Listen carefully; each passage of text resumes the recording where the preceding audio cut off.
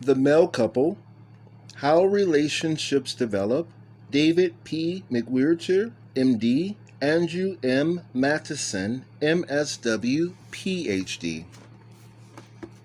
Chapter 7, Stage 5, Releasing, Years 11 through Year 20. Characteristics: 1. Trusting. 2. Merging of money and possessions.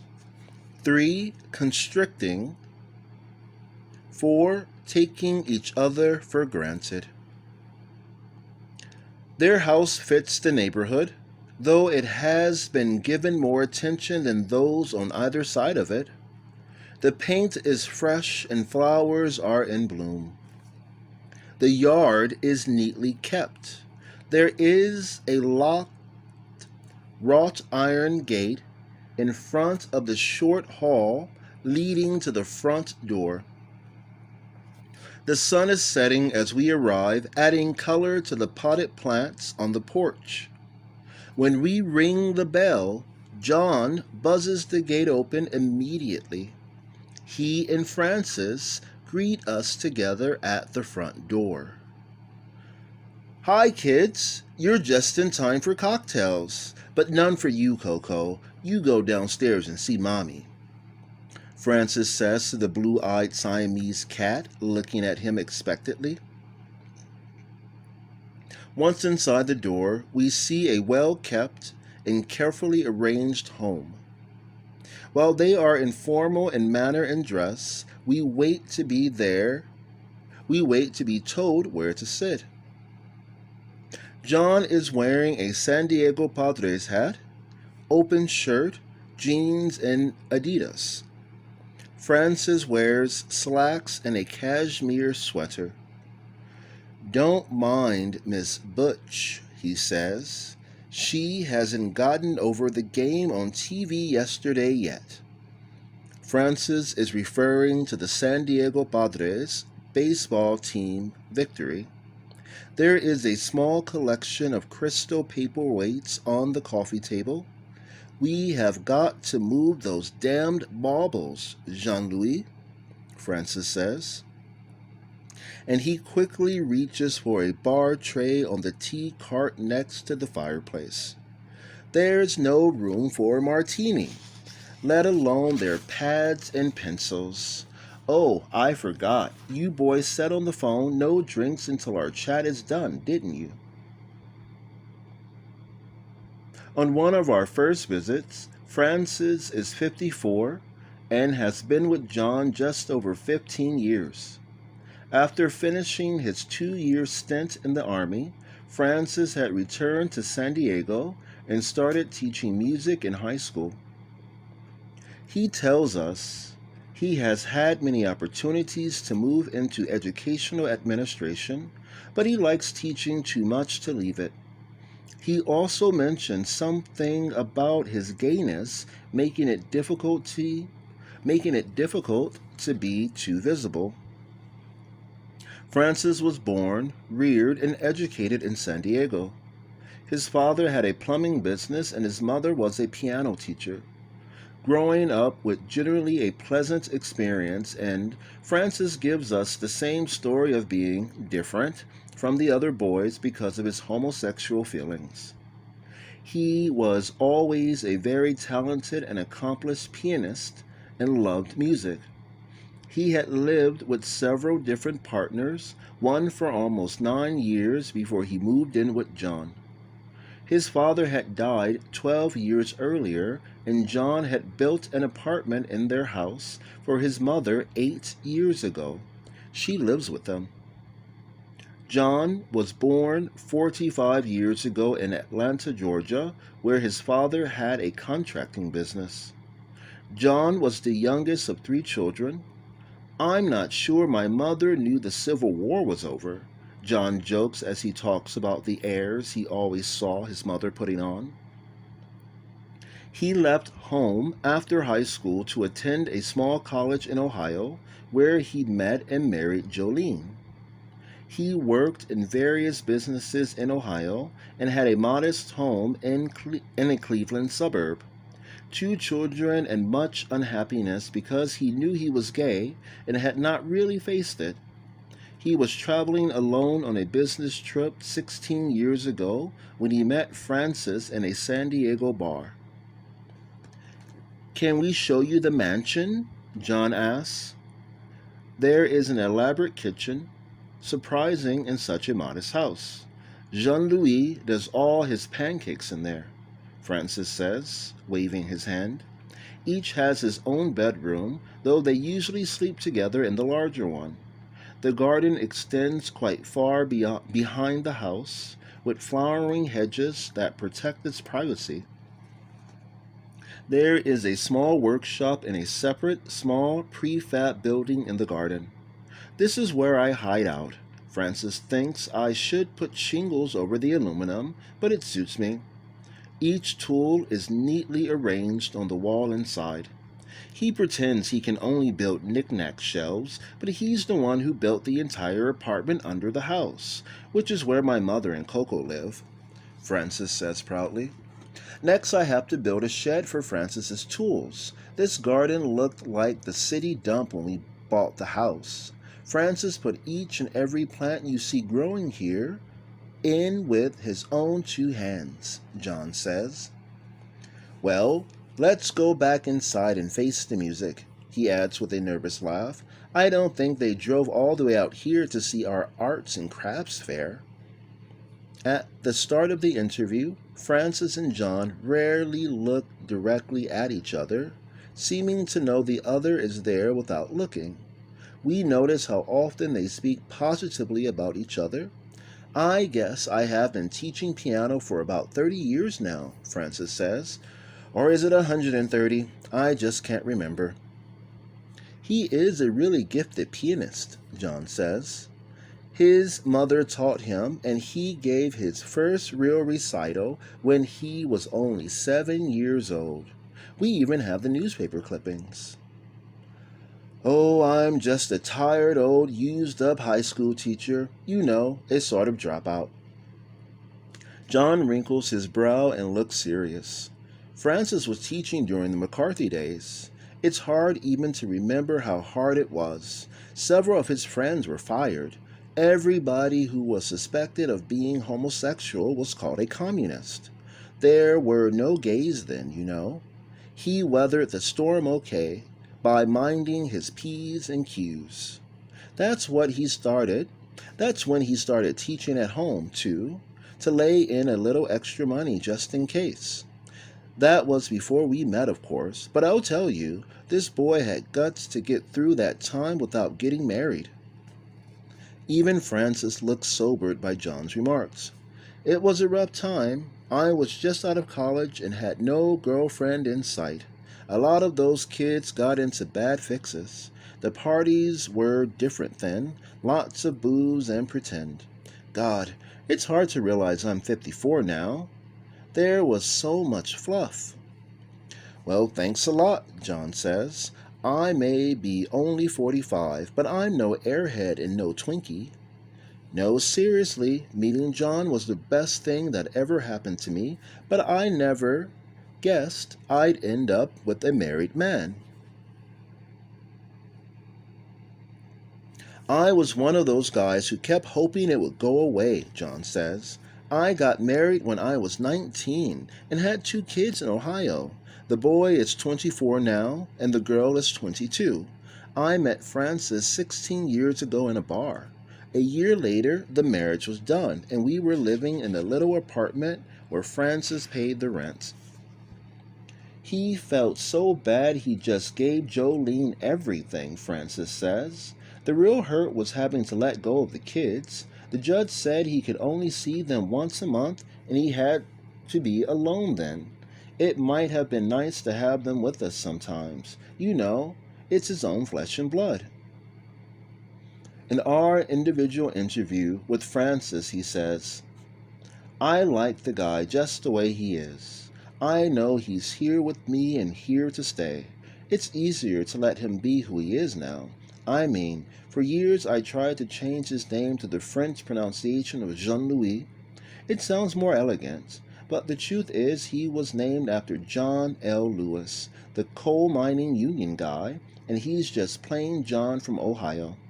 I guess we're old enough to relax now. He's happy in his workshop, and I'm happy learning a new piece on the piano or puttering in the garden. He doesn't need me to play Carnegie Hall, and I don't need to pretend he's anything more than an office manager at the electric company. It's a relief, I guess. John tells us, I handle the family money. At the start, we had his money, my money, and our money. Somewhere along the line, it's all got to be our money. I mean, I guess the woodworking tools are mine, and the piano is his, but everything is ours. I would be one hell of a mess to try to separate things now. It would be one hell of a mess to try to separate things now. When I got married, everything was ours the day of the wedding. I know it took Francis and me a while to get there, but we're just as there now as I ever was with Jolene. More, really. I mean, we're really married now, though that word still doesn't sound right to me for two men. We have our wills, and everything goes to the other, that's for sure. Francis knows I take care of his mother. About 2 months after our first interview, we received an invitation from these two men to attend their annual World Series party. They have a tight group of friends, mostly other gay couples, who socialize together regularly. Many of the other couples have some sort of traditional annual party. We can't resist the temptation to attend. We're eager to get more couples for our study. The party is a gold mine for new participants. We could meet couples who never went to bars or any gay events beyond the parties held by their network of friends. Many of them are blue-collar workers fitting none of the usual stereotypes of gay men. Although we have visited with Francis and John several times in the intervening year, we return to interview them 4 years later, as we have done with a number of couples. We want to see which of our findings remain the same and what changes have occurred. The outside of the house has the same fresh, well-tended look. The wrought iron gate once again opens immediately. It is a chilly winter afternoon. There is a welcoming fire. Both men wear corduroy trousers and wool sweaters. It's good to see you both again, Francis says. We were just remembering our last interview with you. As you can see, nothing much has changed, John says. I think Francis has a couple of new rose bushes, and I have a food processor, but life goes on. Mom had her gallbladder out last month, but she's on the mend. Coco is a little slower. I guess we're a little slower too, he smiles. Maybe it's the new 5 pounds each of us is wearing. Well, there are some changes. We don't have the gangover as much anymore, Francis says. I guess we've been busy. I don't think it's busy so much as getting tired of hearing the same old stories. The TV isn't much better, but you get a laugh once in a while. Maybe I should get a facelift, Francis says, striking a theatrical pose, or maybe a whole body lift. John laughs. No, things are as fine as ever. We're going to be having our 19th anniversary next month.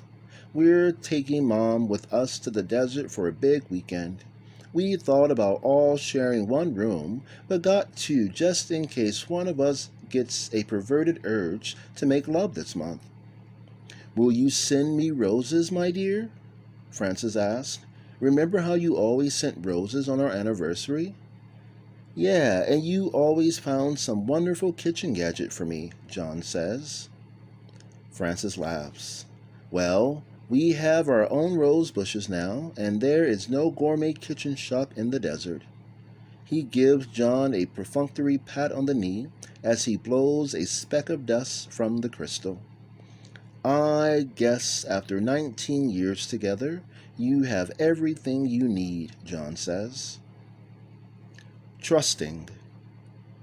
The two partners in a male couple begin their trust in the first embrace. It grows with them through the years. It is not new here, but couples in our study in this stage use the word trusting most often. It seems to us that the quality of the trust has changed and become more tangible. Illusions are gone, and the man they see is the real person with his endearing qualities and his imperfections. This permits a new freedom and a new security.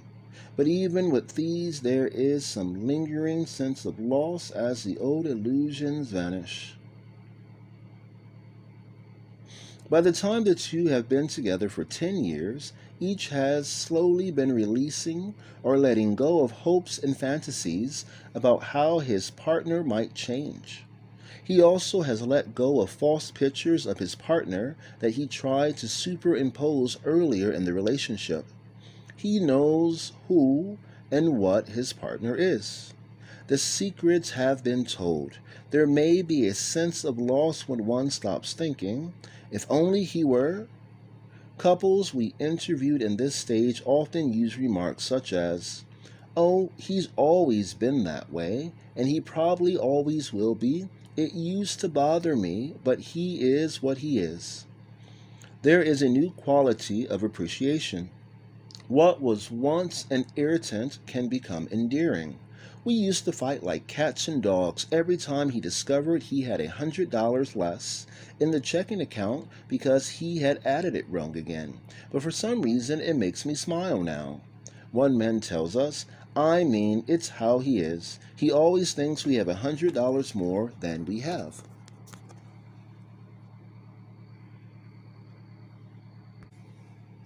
The person feeling appreciated now feels more secure and content.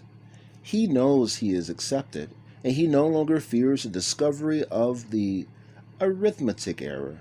He can say, "I made a deposit today, and you know what that means." There are no more hidden landmines that may go off unexpectedly.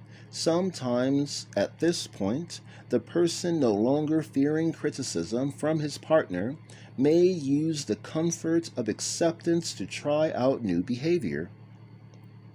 Facing his habitual mistakes in the checkbook, he may try buying a pocket calculator. Or the partner who has lived with his beloved's defective arithmetic for 10 years may realize it would be a relief for both of them if he took over the checkbook. This is apt to happen in a spirit of acceptance rather than annoyance after the first decade shared. A major payoff in stage 5 is the friendship the partners have established. Although it started early in the relationship, the emphasis then was on being lovers. A subtle change begins in stage 4, when the development of a new limerence is integrated and the establishment of fidelity becomes dependent upon emotional commitment and not sexual exclusivity. A different level of friendship starts. It is carried into stage 5, where love and respect ripen into a fidelity of unquestioned positive regard, where friendship and comfortable companionship are the most important components in forming the matrix of the partnership. In the early years of a relationship, there are often problems with the feeling of possessiveness.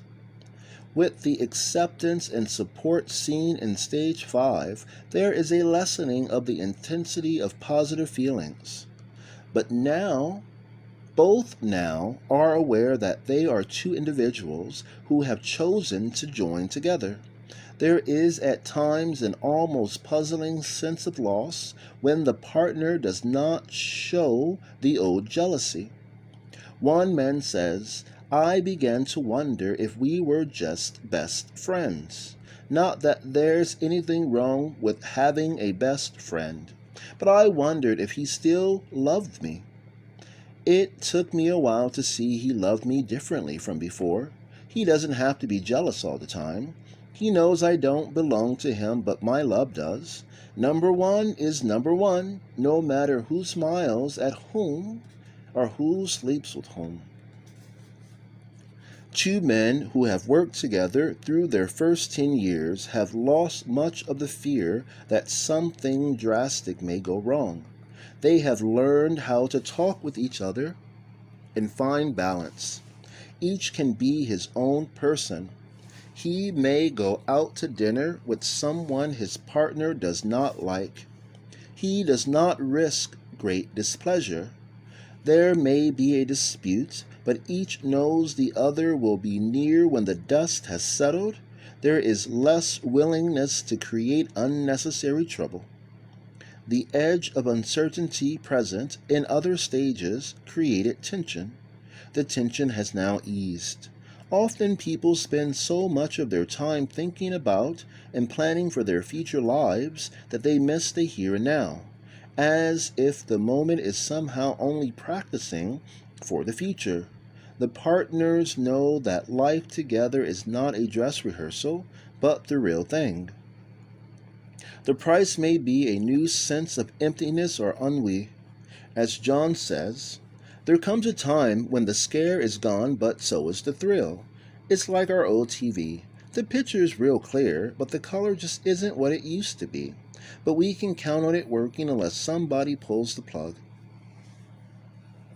Some couples do not deal well with new conflicts that arise in stage 5. The tendency to accept the other as he is leads to a resignation. Oh well, that's how he is and nothing will change him. This attitude usually blocks formally effective strategies for effecting reconciliation and causes withdrawal, adding to the constriction seen later in this stage. We used to fight over things like that, or at least have some heated discussions. Now I figure he's just that way and won't change. Then I keep boiling inside, a tea kettle with no steam vent. Some couples take extreme measures to block trust, like being preoccupied about a partner's past shortcomings or transgressions.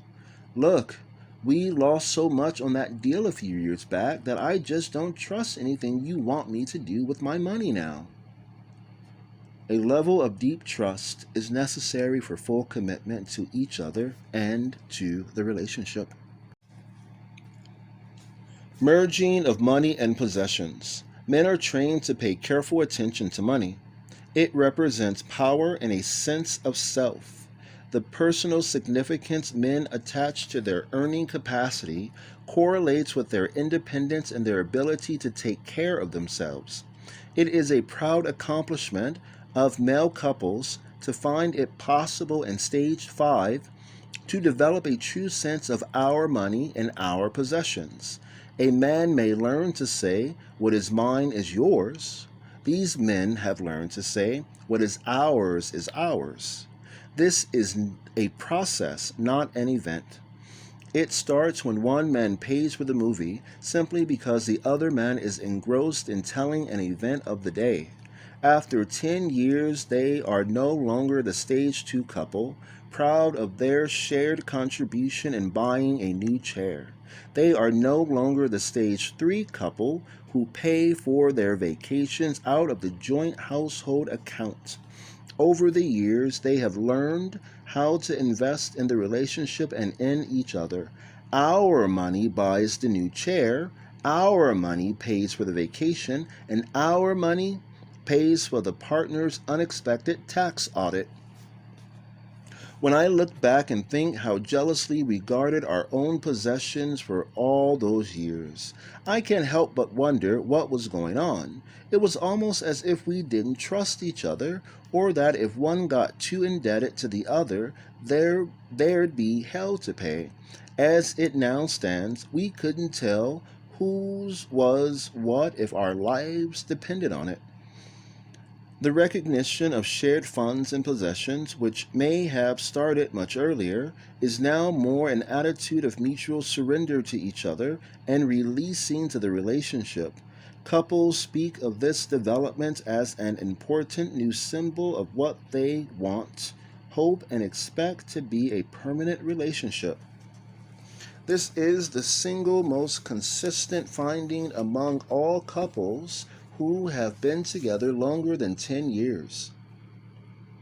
It is the single identifiable phenomenon signifying ongoing commitment.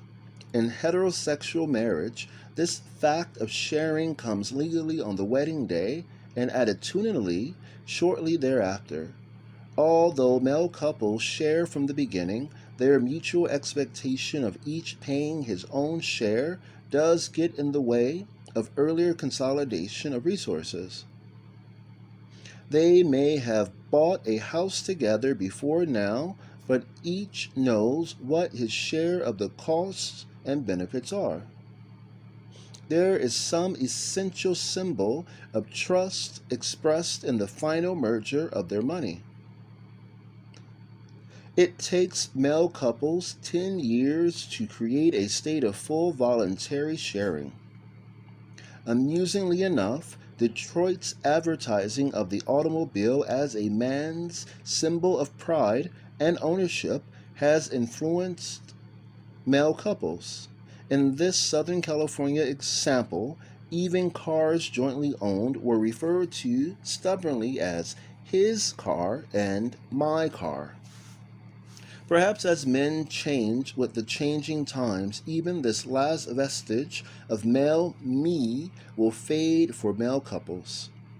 Sal, a plumber, and David, a draftsman, became lovers after they were 30. They met in a bar 14 years ago and started living together a year later. They now own a small home, which they show off with great pride. They are both in their mid-40s.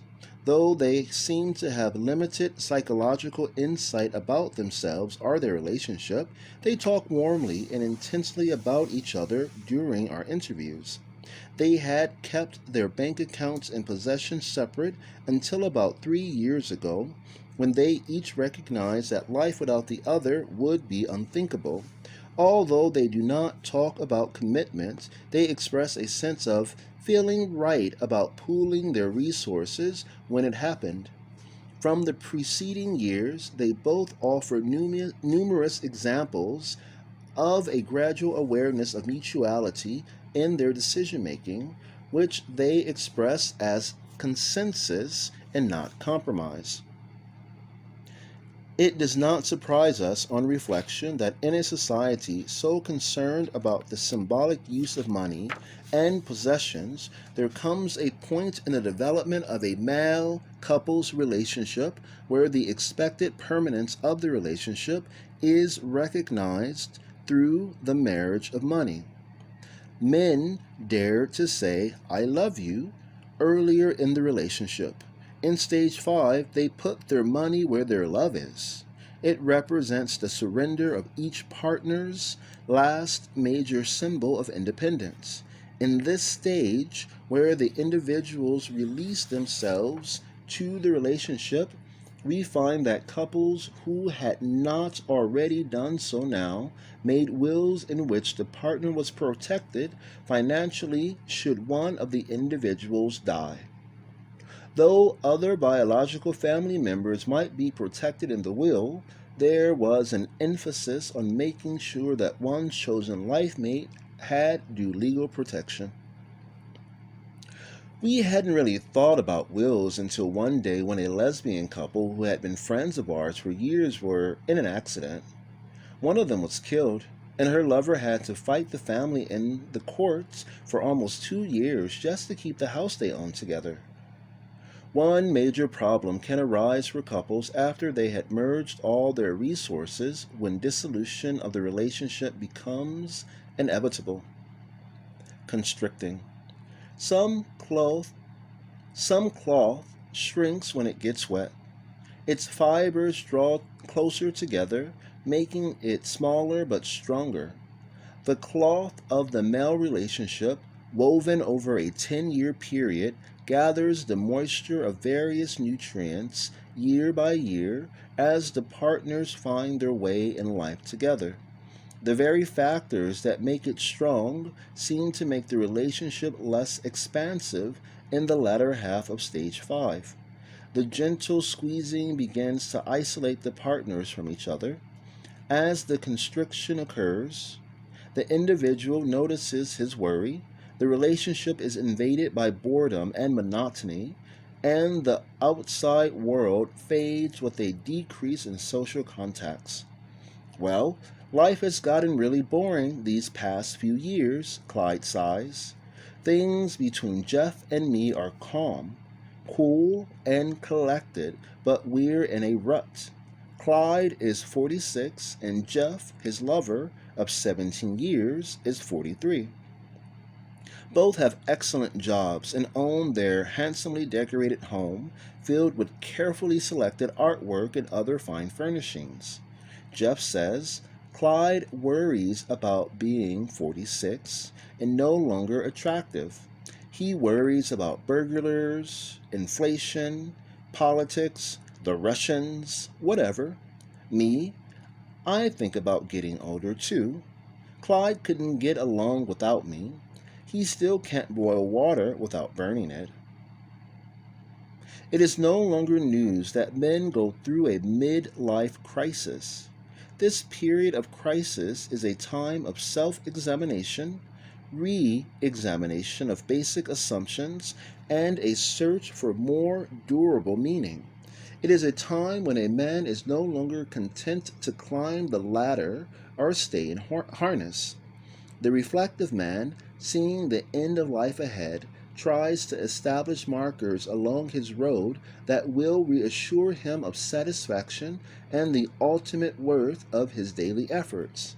For many men, this period is initiated by noticing facial wrinkles, graying hair, or loss of muscle tone.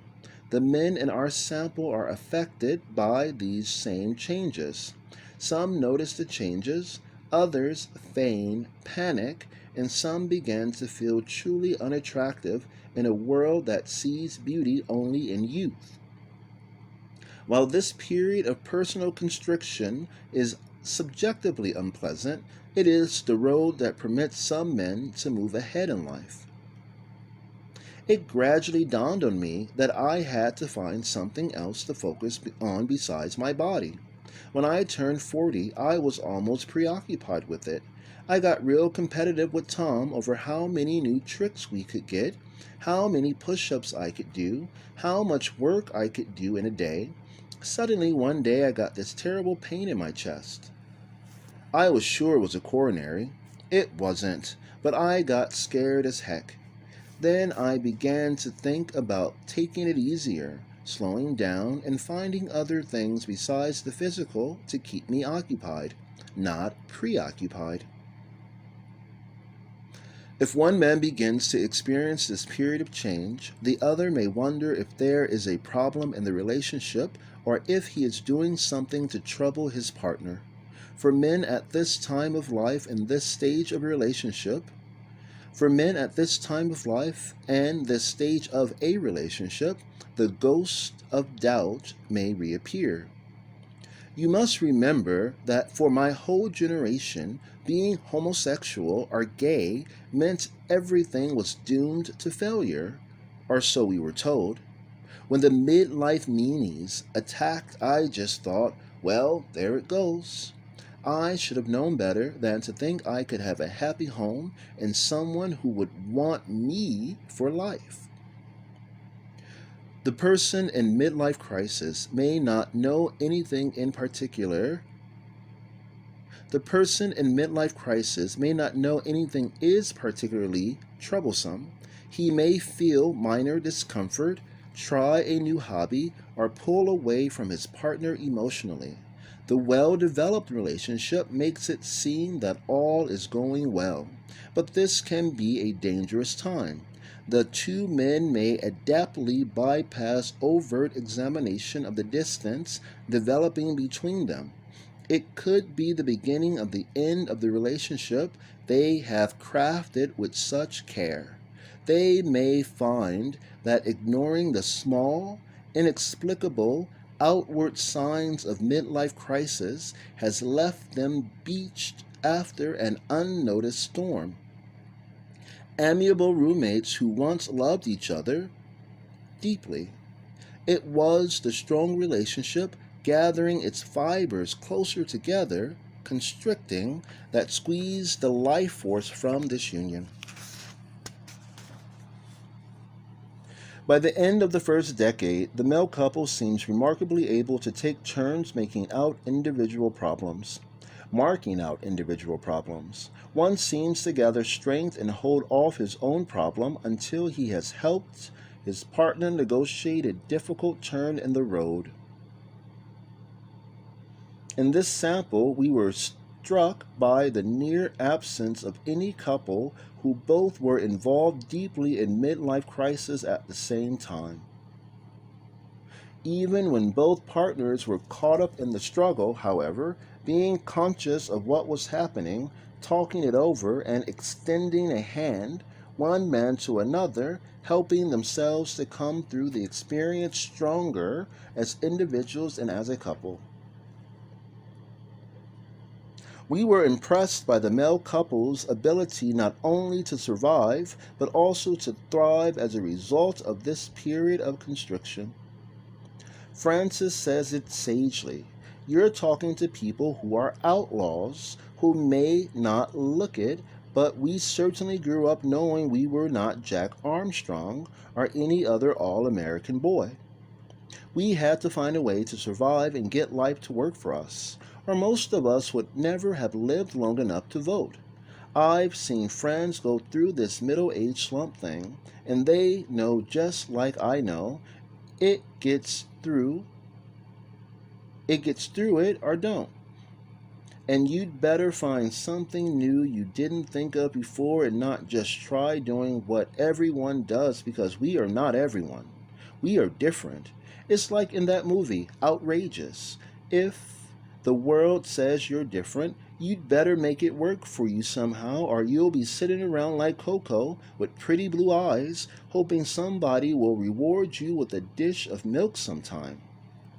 John and I have worked hard for what we have. We'll break a rule here or there, if it doesn't hurt anybody, to make sure we can get our jalopy back on the highway. We didn't come this far waiting for somebody else to change our flat tires. Many stage 5 couples need to draw away from others, including friends and families. There may be less desire to participate in social life. Others may view them as fed up with the struggle or having hostile attitudes.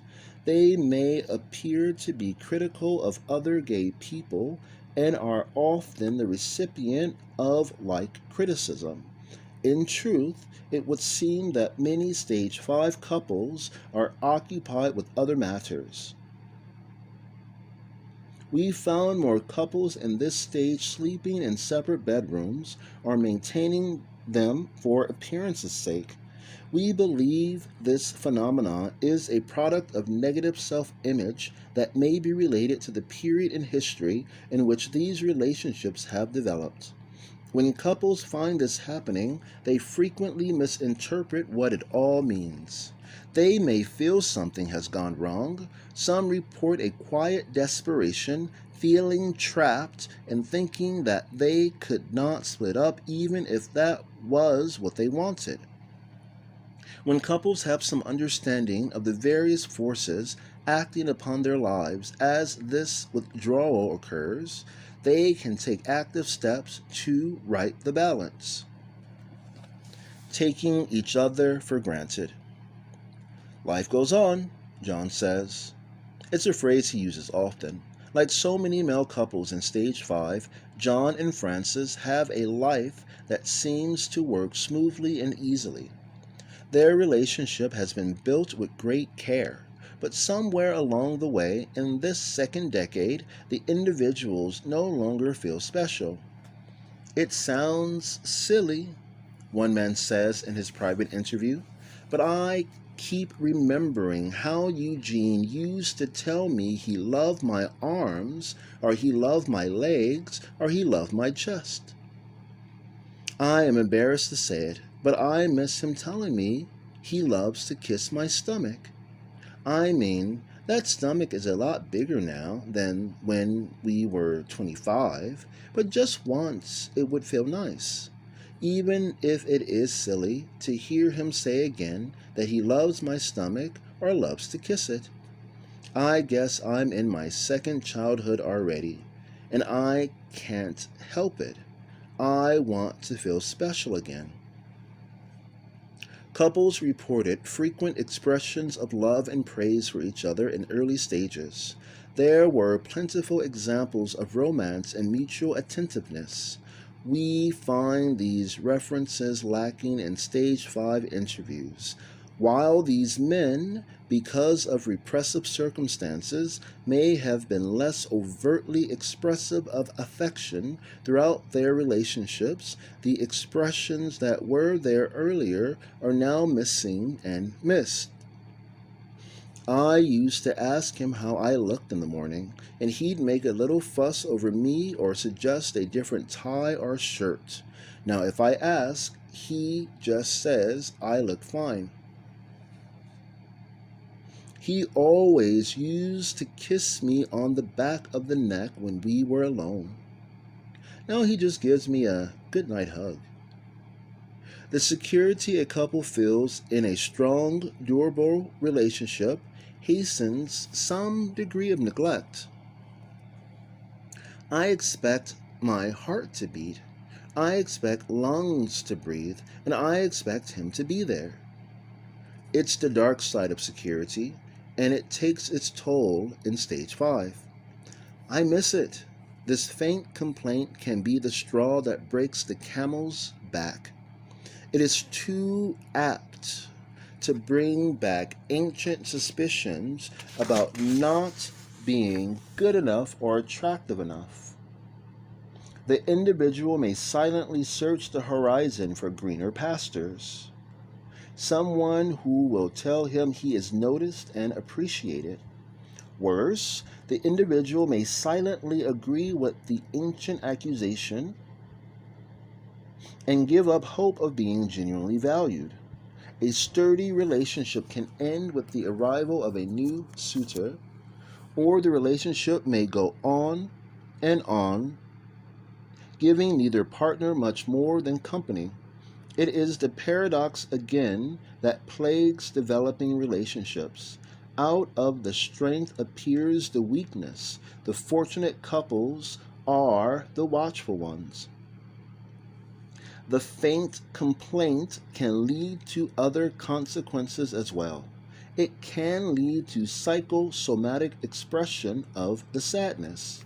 Developing hypertension or irritable colon can be related directly to the stress of neglect and sadness. As a result of the illness, a person may learn just how valued he is after all. It is a costly way to learn, but may provide the beginning of necessary healing in the relationship. I almost lost him after his heart attack, John tells us, and somehow we learned. We learned to take better care of ourselves, and we remember to take better care of each other. I say, I love you, every night before we go to sleep now, and I mean it. We had stopped that 10 years ago. It seemed like kid stuff, I suppose. But I'll tell you, it's good medicine. Francis tells us how he discovered he missed the old days. He was puzzled because all seemed better than ever, yet he felt down. John and my mom always liked each other. She taught him all about opera over the years. One day it dawned on me that it was more like they were married. He would compliment her on a new dress, and she'd bake something special for him and tell him how sweet he was. And nobody was paying attention to me. That was just before the heart attack. I mean, she's been living with us for 8 years. When my dad died, my brother and sister had 10 kids and 100 reasons why she could stay with them in Ohio. And we do both like her, but I don't want to be left out. Couples who move on from stage 5 do something about their previous neglect of each other, and what is done is more than sitting down for a chat. One way or another, they discover that they have in life. One way or another, they discover that what they have in life is each other. They take stock and take a fresh look at their partner. That which seemed stale and empty is warm with life once again. Commentary. This stage has been named releasing for 2 reasons. First, it is during this decade that the couple learns to give the self wholly to the relationship. It is the final giving up of all aloneness that was never wanted. The me is now safe in the arms of the we.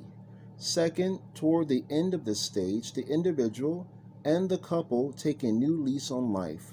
The troubles of stage 5 act as a springboard. As in other stages, there are some general occurrences in stage 5 that are worth mentioning because they are too often interpreted as failures or incorrigible flaws, when they are only some of the unpleasant manifestations of time together. Some couples feel something is wrong when they have lost all of the romance at this stage. There is a fatigue from being together that squelches the thoughtfulness of past years. There is generally a lack of tension from disagreements, and there is little evidence of jealousy. With most sources of resistance decreased, there is little or no sexual activity together for many couples. Some manage to maintain sex together by introducing other partners and experimenting with new outlets together. For most men, there is some ambivalence about the relationship, just as in stage 2. Most feel trapped but think that this may be their last chance to find another partner, so they think about getting while the getting is possible.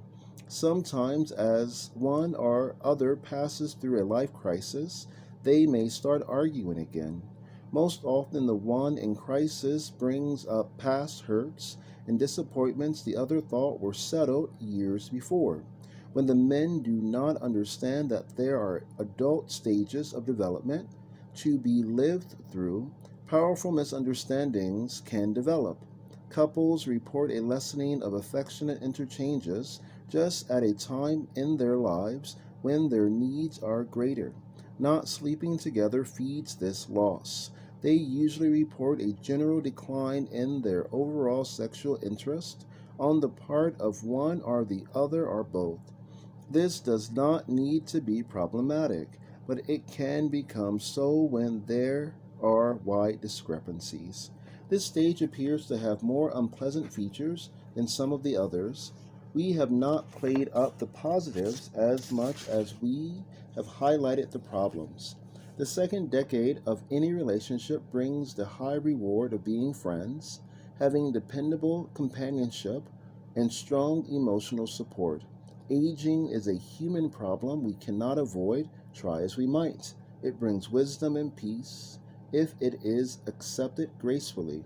Stage 7 couples come the closest to showing us some of the ways to do that.